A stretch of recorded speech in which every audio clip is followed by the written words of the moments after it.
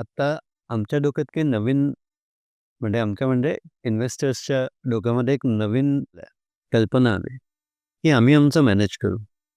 एक लक्षात घ्या, की कुठलंही प्रोफेशन किंवा कुठलंही फील्ड आज हे स्पेशलायझेशनचं फील्ड आहे. कारण मायक्रो स्पेशलायझेशनसुद्धा त्यामध्ये असतात.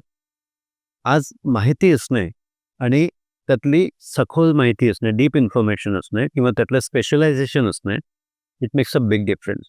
त्यामुळे खूप लोकं एस-आय-पी मी स्वतः करून घेईन. अरे पण तुम्ही त्यातलं ॲनालिसिस काय करणार आहात? तुम्ही टेक्निकल ॲनालिसिस काय करणार आहात? हं? तुम्ही फक्त 3 वर्षाचे किंवा 5 वर्षाचे रिटर्न्स काय आहे?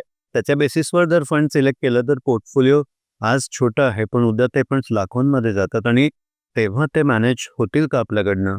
की कोणी स्पेशलाइज्ड पर्सन असावं, एक्सपर्टीज असावं, जे तुमचे फंड्स मॅनेज करतील. लक्षात घ्या मित्रांनो, ही खूप महत्त्वाची गोष्ट आहे. कारण आपण एक साधं एक्झाम्पल मी आपल्याला सांगतो, की आपण कधीतरी डॉक्टरकडे जातो. डॉक्टरची साधारणतः ₹500 ते ₹1000 फीस देतो.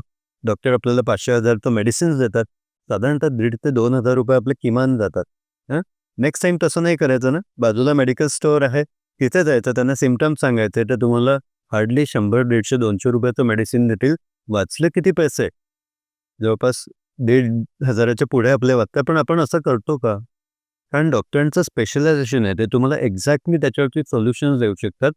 तसंच आहे, की आपण जेव्हा आपला पोर्टफोलिओ बनवता, तेव्हा तुम्हाला डिटेल इन्फॉर्मेशन त्याच्याबद्दल माहिती नसते. वरवर कुठेतरी Googleवरती सर्च करून पोर्टफोलिओ डिझाइन नसतो होत.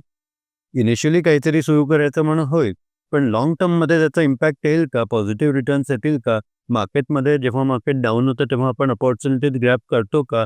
पोर्टफोलिओ रिव्ह्यू कोणी करतं का? असे खूप सारे विषय पोर्टफोलिओ डेव्हलपमेंटमध्ये येतात. त्याचं टेक्निकल एनालिसिस आपण किती इफेक्टिव्हली करताय. तर कुठलंही काम जर सक्सेसफुल व्हायचं असेल, तर गाईडन्स हे फार इम्पॉर्टंट आहे. त्या अनुषंगाने आपण कोणीतरी आपला पोर्टफोलिओ सांभाळेल, डेडिकेटेडली सांभाळेल, हे लक्षात ठेवा मित्रांनो. त्यामुळे तुमचा पोर्टफोलिओ स्वतः मॅनेज करत बसू नका. कोणीतरी चांगली व्यक्ती जी जेन्युइन आहे, त्यांना आपला पोर्टफोलिओ हँडल करा. Thank you.